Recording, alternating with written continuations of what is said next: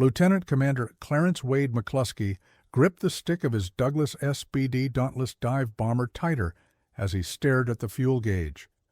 The needle hovered dangerously close to the red zone. Below him, 35,000 feet down, the Pacific Ocean stretched endlessly in every direction under the scorching sun of June 4, 1942. His radio crackled with static and the worried voices of his squadron pilots. They had been searching for the Japanese fleet for over 2 hours, far longer than their fuel reserves should have allowed.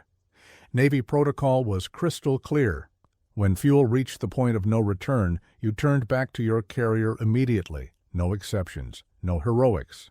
But something in McCluskey's gut told him the enemy was close, and turning back now might mean losing the most important naval battle of the Pacific War. The metallic taste of fear, mixed with determination, filled his mouth as he made a decision that would violate direct orders and risk the lives of every pilot in his air group. He keyed his radio and spoke the words that would echo through military history. "We're pressing on." The men of Bombing Squadron 6 and Scouting Squadron 6 had no idea that their air group commander's act of calculated disobedience would deliver the most devastating blow to the Imperial Japanese Navy since Pearl Harbor, or that Japanese Admiral Chuichi Nagumo would soon be screaming orders through the smoke and chaos of his burning flagship, watching 4 fleet carriers disappear beneath the waves in a single morning. Clarence Wade McCluskey had never intended to become a warrior. Born in Buffalo, New York in 1902, he was the son of a modest Irish-American family who valued hard work, education, and quiet service over flashy heroics. His father worked in the steel mills along Lake Erie, coming home each evening with hands blackened by industrial soot and a determination that his son would have better opportunities. Young Wade showed an early fascination with machines and precision, spending hours in his father's garage tinkering with engines and studying mechanical drawings with the intensity of a scholar.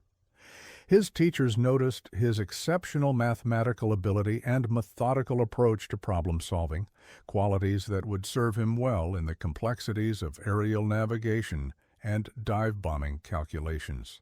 When he received an appointment to the United States Naval Academy at Annapolis in 1920, his neighbors in Buffalo considered it nothing short of miraculous for a working-class Irish kid. At the Academy, McCluskey distinguished himself not through flashy athletics or social connections, but through steady competence and an uncanny ability to remain calm under pressure. His classmates remembered him as the midshipman who never panicked during emergency drills, who could calculate navigation problems in his head while others scrambled for slide rules, and who possessed an almost mystical sense of direction that made him invaluable during training cruises. After graduation in 1924, he served aboard destroyers and cruisers, learning seamanship and leadership in the traditional Navy way. But it was aviation that truly captured his imagination. In 1929, he volunteered for flight training at Naval Air Station Pensacola, where he discovered that flying came to him as naturally as breathing. His instructors noted his exceptional spatial awareness and his ability to maintain precise formation, flying even in the worst weather conditions. By 1935, he was recognized as one of the Navy's most skilled dive bomber pilots, a reputation built through thousands of practice dives and an obsessive attention to the mathematics of angle, speed, and timing that separated successful attacks from catastrophic failures. He had earned the quiet respect of his peers not through bravado, but through consistent excellence, the kind of steady leadership that made other pilots want to follow him into combat. He had no idea that soon those instincts would be all that stood between American naval power and complete destruction in the Pacific. The Battle of Midway represented the culmination of 6 months of Japanese expansion across the Pacific that had stunned the world with its speed and audacity.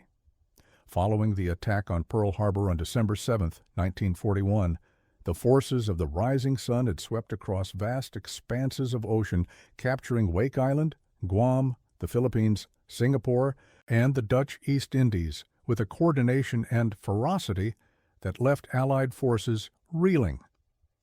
Admiral Isoroku Yamamoto, the architect of Japan's naval strategy, understood that his nation's industrial capacity could never match that of the United States in a prolonged war.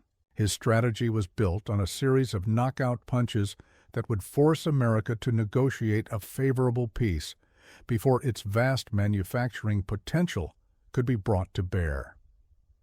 The attack on Pearl Harbor had crippled the Pacific Fleet's battleship force, but Yamamoto knew that America's aircraft carriers remained a mortal threat to Japanese expansion.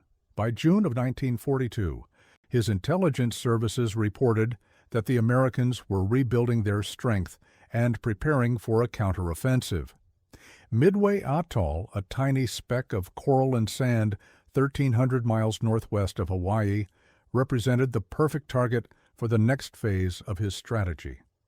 Capturing Midway would extend Japanese defensive perimeters, provide a base for future operations against Hawaii, and, most importantly, force the American Pacific Fleet into a decisive battle where superior Japanese training and equipment could destroy their remaining carriers once and for all. The plan called for a complex, multi-pronged attack involving over 200 ships and 700 aircraft, the largest naval armada Japan had ever assembled. Admiral Chuichi Nagumo's first air fleet, built around 4 of the most powerful aircraft carriers in the world, would lead the assault with a devastating airstrike designed to pound Midway's defenses into rubble before the invasion force arrived. What Yamamoto and Nagumo didn't know was that American code breakers at Pearl Harbor had cracked the Japanese diplomatic code and were reading their battle plans almost as quickly as Japanese commanders received them. Admiral Chester Nimitz, Commander-in-Chief of the Pacific Fleet, knew exactly when and where the attack would come, but he also knew that his available forces were dramatically outnumbered. The Enterprise and Hornet, along with the hastily repaired Yorktown, carried barely 150 operational aircraft against Nagumo's nearly 300. American pilots were brave but largely inexperienced, while their Japanese counterparts were veterans of Pearl Harbor, the Philippines, and the Dutch East Indies.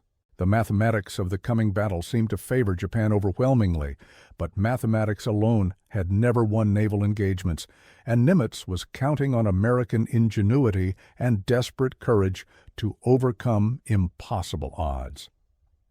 At 0600 hours on the morning of June 4, 1942, Lieutenant Commander McCluskey stood on the flight deck of USS Enterprise as his maintenance crews made final preparations to his SBD Dauntless dive bomber.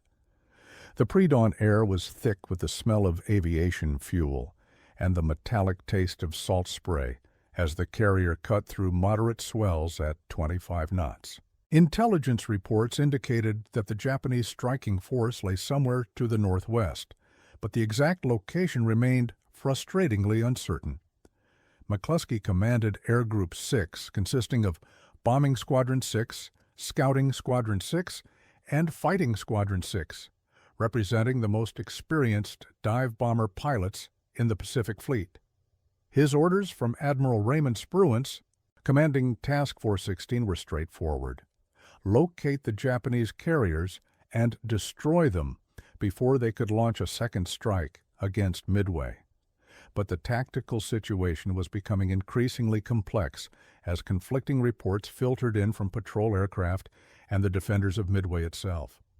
At 0702 hours, a PBY Catalina flying boat reported sighting enemy carriers approximately 180 miles northwest of Midway, but the position was vague, and the report contained no information about course or speed.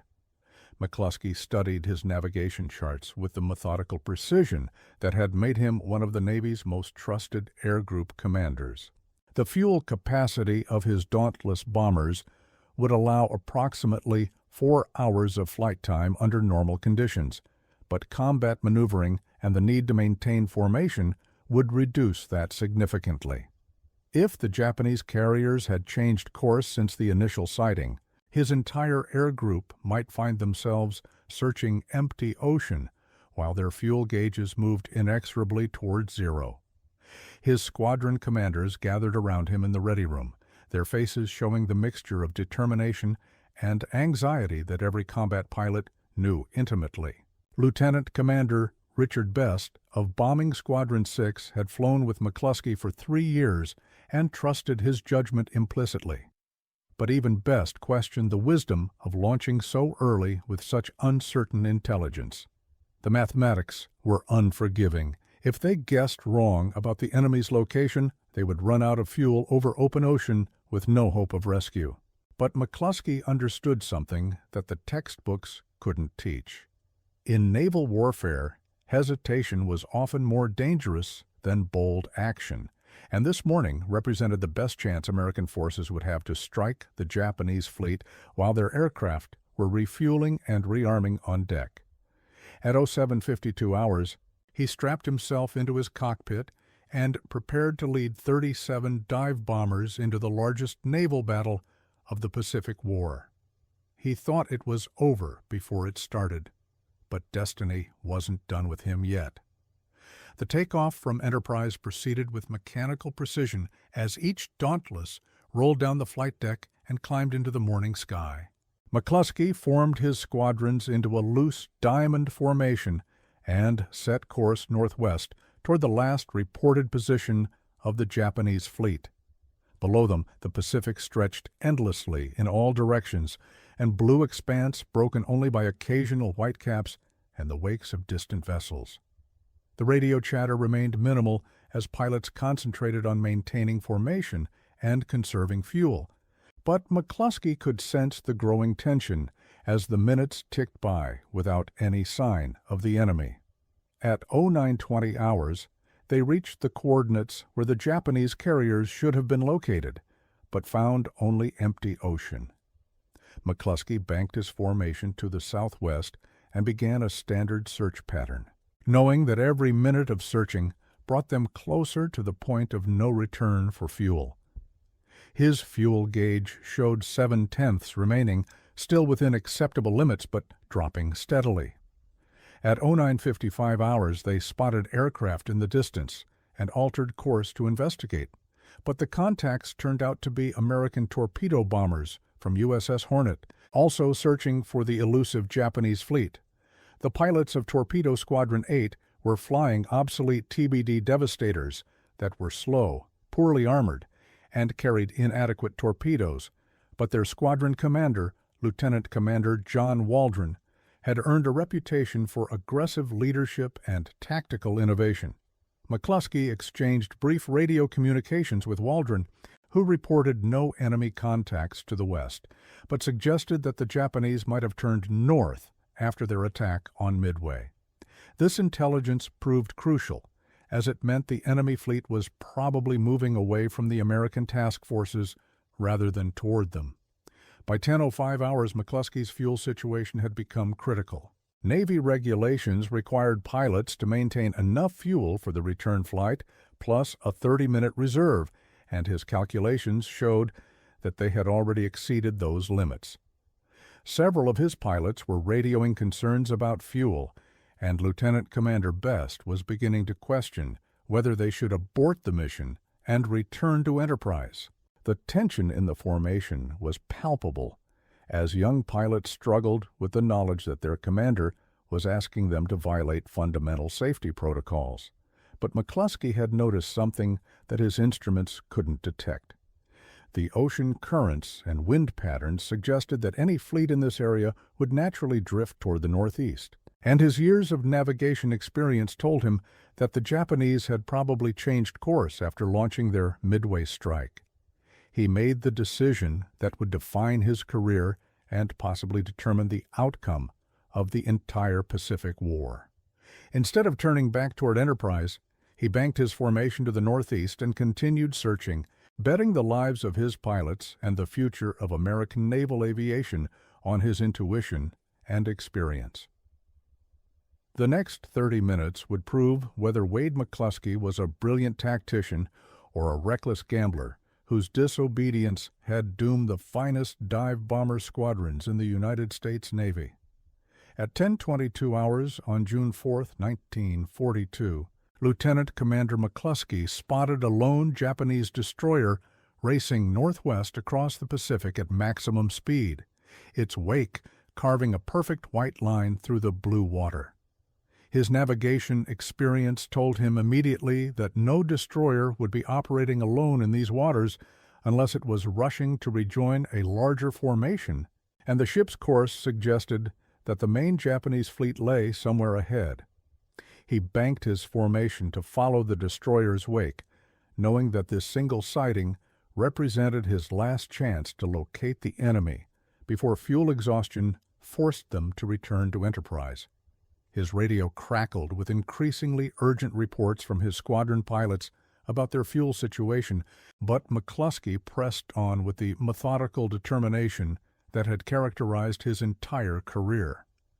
At 10:24 hours, the ocean ahead erupted into a panorama of naval power that took his breath away.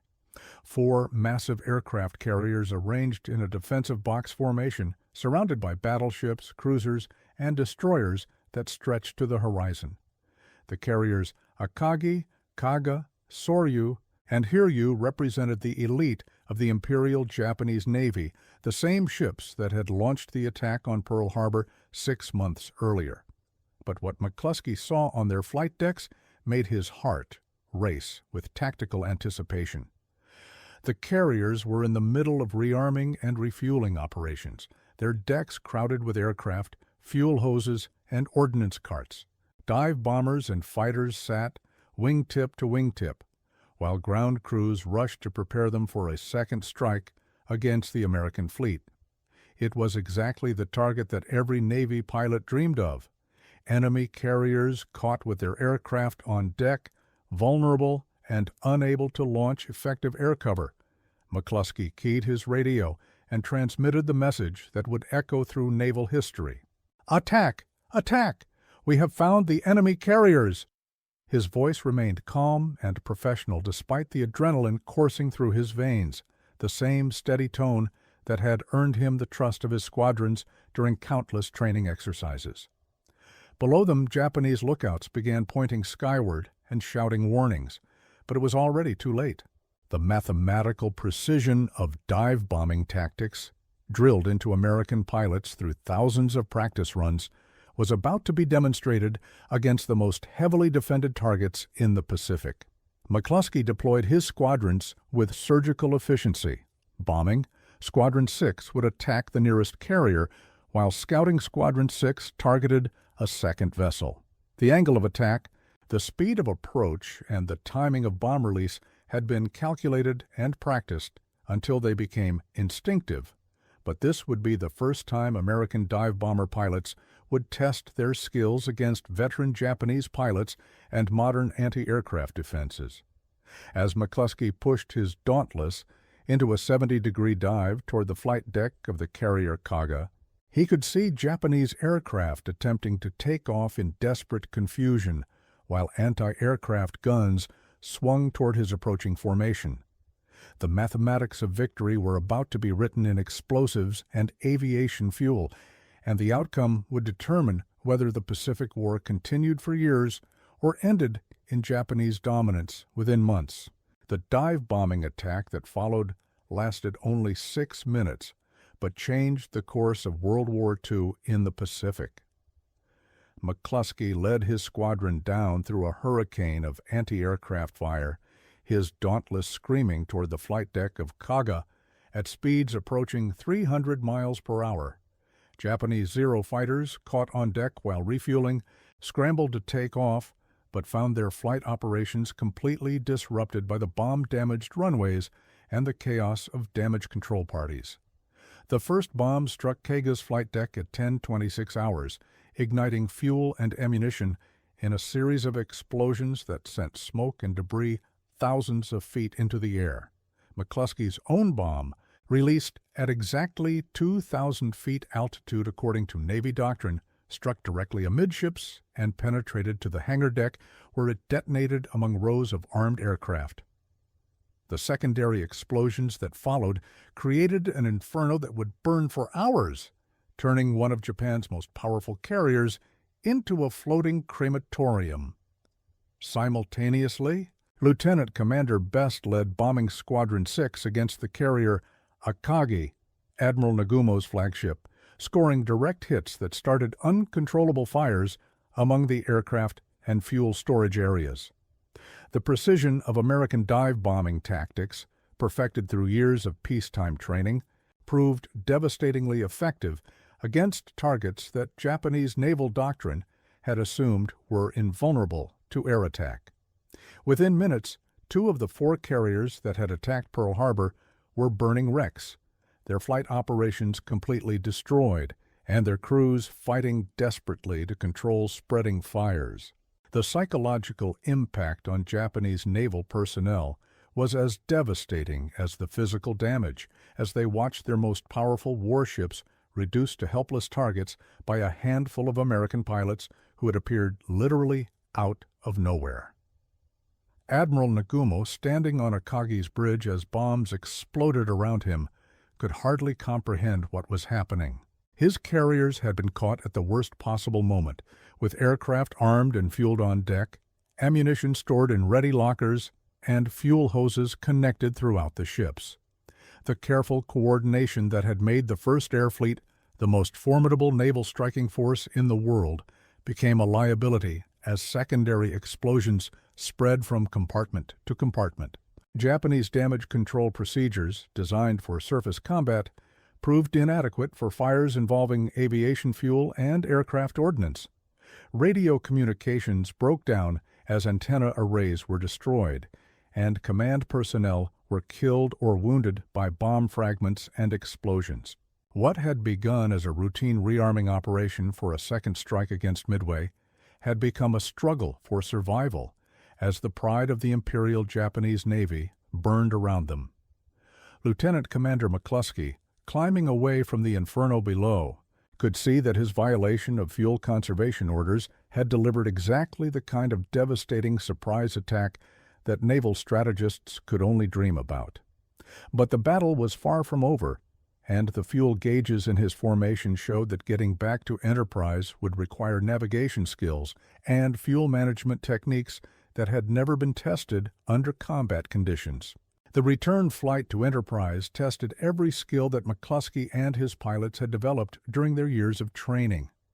With fuel gauges showing dangerously low levels and no margin for navigational error, McCluskey set course southeast toward where he calculated the American task force should be located. But the tactical situation had changed dramatically during the attack, as Admiral Spruance had altered course and speed to avoid expected Japanese counterstrikes. The mathematical precision required for dead reckoning navigation over open ocean became a matter of life and death, as McCluskey's formation spread out to search for their carrier. Several aircraft were forced to ditch in the ocean as their fuel ran out, but destroyers from the task force managed to rescue most of the aircrew. McCluskey himself landed aboard Enterprise with his fuel tanks nearly empty, his engine coughing and missing as he caught the arresting wire. The maintenance crews who swarmed over his aircraft found bullet holes in the wings and fuselage, evidence of the fierce anti-aircraft fire they had flown through during the attack. In the ready room afterward, McCluskey's pilots described scenes of destruction that seemed almost impossible to believe. Massive carriers reduced to floating furnaces, explosions that could be seen from 50 miles away, and Japanese sailors jumping overboard to escape the spreading fires. Intelligence officers quickly confirmed that the attack had been devastatingly successful, with at least 2 Japanese carriers destroyed and possibly a third severely damaged. But the strategic implications went far beyond the immediate tactical success, as the destruction of Japan's most experienced carrier pilots and aircraft represented a blow to their naval aviation capability that could never be fully replaced. The young pilots who had followed McCluskey through his violation of fuel conservation orders began to understand that they had participated in one of the most decisive naval victories in American history. Commander Miles Browning, Admiral Spruance's chief of staff, later wrote in his after-action report that McCluskey's decision to continue searching despite fuel limitations had demonstrated exactly the kind of aggressive leadership and tactical flexibility that wins battles against superior enemy forces. But McCluskey himself remained characteristically modest about his role in the victory, crediting his pilot's skill and training rather than his own decision-making. What he didn't know at the time was that Japanese naval strategists would spend the rest of the war trying to understand how their most carefully planned operation had collapsed in a matter of minutes, and how a single American Air Group commander's violation of established procedures had delivered such a devastating defeat to their most powerful naval formation. The immediate aftermath of the Battle of Midway revealed the full scope of the victory that McCluskey's disobedience had helped achieve. By the end of June 4, 1942, 4 Japanese aircraft carriers lay on the bottom of the Pacific Ocean, along with over 300 aircraft and hundreds of the Imperial Navy's most experienced pilots. The mathematical calculation that had driven Japanese naval strategy, the assumption that superior training and equipment would triumph over American industrial capacity, had been shattered in a single morning of combat. Admiral Yamamoto, receiving reports of the disaster from the scattered remnants of his fleet, immediately ordered a withdrawal that marked the end of Japanese expansion in the Pacific. The carriers that McCluskey's squadron had destroyed could be replaced eventually, but the veteran pilots and aircraft crews represented years of training and combat experience that Japan's aviation program could never duplicate. American intelligence analysts studying intercepted Japanese communications in the weeks following the battle discovered that Imperial Navy morale had been devastated by what their own reports called an impossible defeat. The psychological impact extended far beyond the immediate participants as news of the victory spread through the American Pacific Fleet and provided the first clear evidence that Japanese naval power was not invincible. McCluskey himself was quietly promoted and awarded the Navy Cross for his leadership during the battle, but he continued to downplay his role in the victory. His post-war interview with Navy historians revealed a characteristically modest assessment. "We did what we were trained to do. The only difference was that we had to make some decisions that weren't covered in the standard operating procedures. What those procedures couldn't account for was the kind of tactical intuition and aggressive leadership that turned desperate gambles into decisive victories." The fuel conservation regulations that McCluskey had violated were quietly revised after Midway to give Air Group commanders more flexibility in combat situations, acknowledging that rigid adherence to peacetime procedures could cost opportunities for victory. Lieutenant Commander Best, who had initially questioned the wisdom of continuing the search, later wrote that McCluskey's decision represented exactly the kind of calculated risk-taking that separates successful combat leaders from competent peacetime officers. The Japanese carriers that burned on June 4th had been replaced by the end of 1943, but the strategic initiative in the Pacific War had shifted permanently to the United States Navy, and the mathematics of industrial production that Yamamoto had feared began to work inexorably against Japanese forces throughout the Pacific. McCluskey's post-war life reflected the quiet competence that had characterized his entire naval career. He remained on active duty through 1946, serving in various staff positions and training commands where his experience with dive-bombing tactics proved invaluable for preparing new generations of naval aviators. After retiring from the Navy, he settled in Seattle, Washington, where he worked as an aeronautical engineer for Boeing, contributing to the development of jet aircraft that would revolutionize military aviation. His neighbors and co-workers knew him as a reserved man who rarely spoke about his wartime experiences, preferring to focus on technical discussions about aircraft design and performance characteristics. The few times he consented to speak at Navy reunions or historical conferences, McCluskey emphasized the collective nature of the Midway victory, always crediting his pilots and ground crews rather than his own decision-making. In 1976, a group of Midway veterans organized a reunion to commemorate the 34th anniversary of the battle, and several of McCluskey's former squadron mates shared their memories of that decisive morning. Lieutenant Commander Best, by then a retired captain, told the assembled veterans that McCluskey's willingness to violate fuel conservation orders had been the difference between victory and disaster, between ending the war in 1945 and fighting it until 1948 or 49. The mathematical analysis of the battle conducted by the Naval War College in the 1950s confirmed that the destruction of 4 Japanese carriers at Midway had shortened the Pacific War by at least 18 months and saved an estimated 500,000 American lives that would have been lost in prolonged island-hopping campaigns.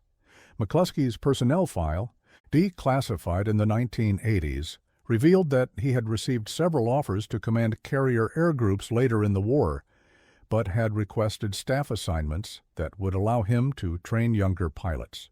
His efficiency reports consistently praised his exceptional ability to make sound tactical decisions under extreme pressure and his willingness to accept responsibility for unconventional solutions to combat problems. When McCluskey died in 1976, his obituary in the Seattle Times focused primarily on his post-war engineering career, mentioning his Navy service only in passing. But the men who had flown with him on June 4, 1942, understood that his quiet competence and tactical courage had changed the course of history. They remembered him not as a hero seeking glory, but as a professional naval officer who had made a difficult decision when the stakes were highest and had been proven right by events that followed. The strategic transformation that followed McCluskey's violation of fuel conservation orders extended far beyond the immediate tactical victory at Midway. Japanese naval doctrine, built around the concept of decisive battle fought by superior forces at the time and place of their choosing, had been shattered by an enemy who refused to follow predictable patterns.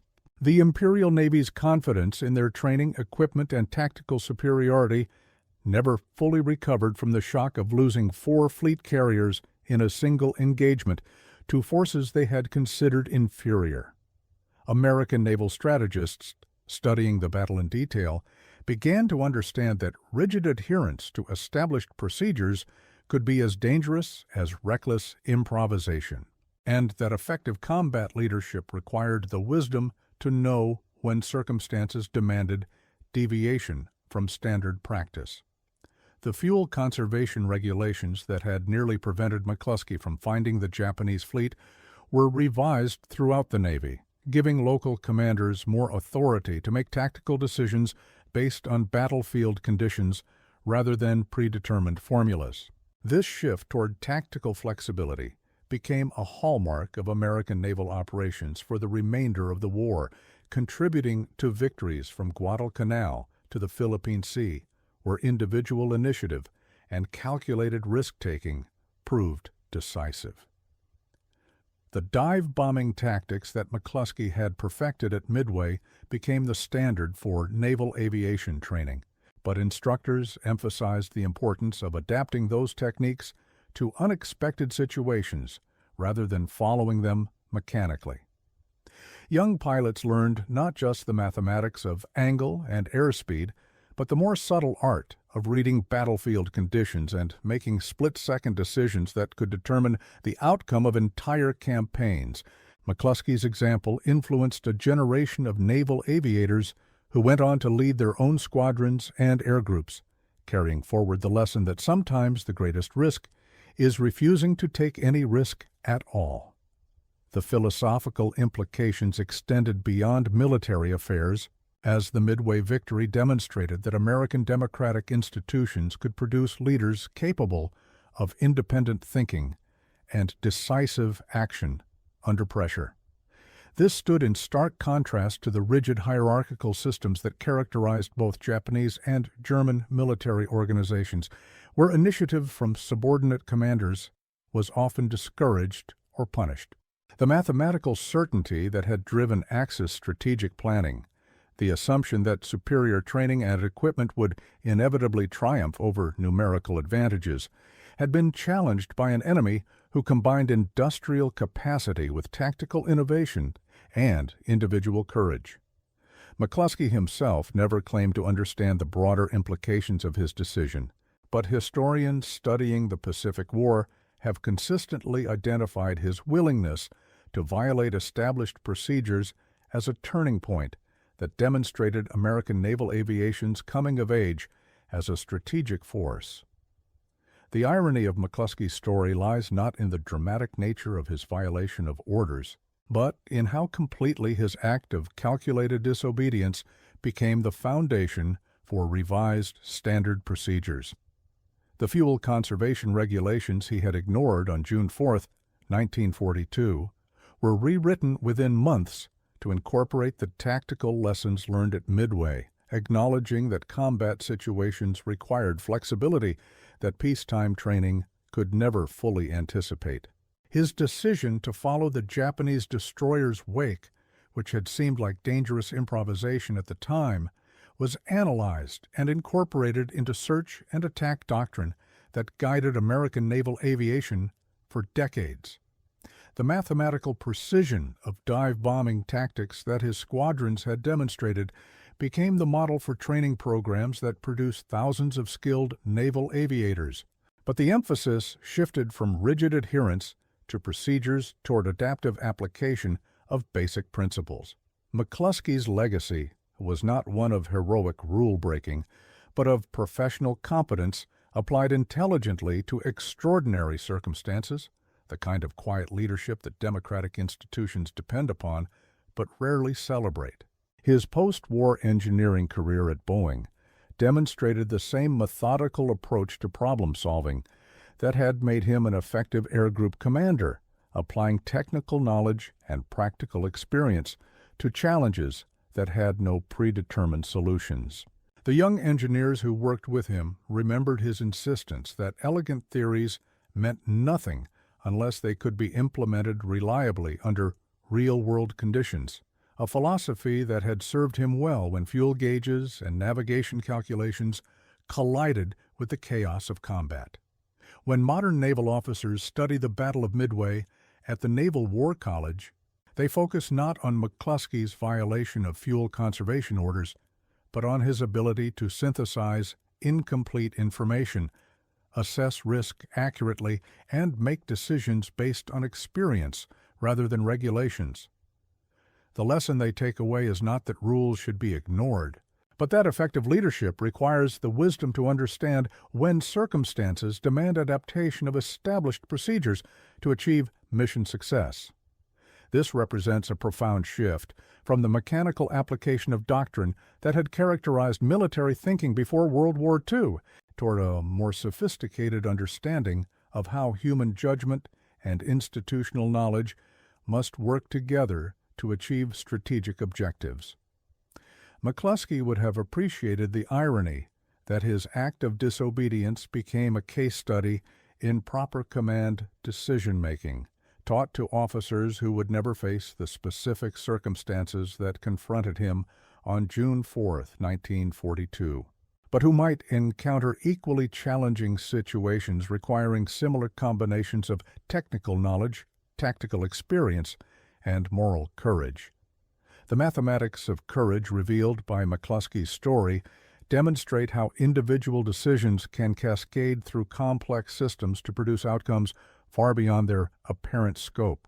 A single air group commander's choice to continue searching for an additional 30 minutes, burning fuel that regulations said should be reserved for the return flight, ultimately altered the strategic balance of the entire Pacific theater and shortened World War II by an estimated 18 months.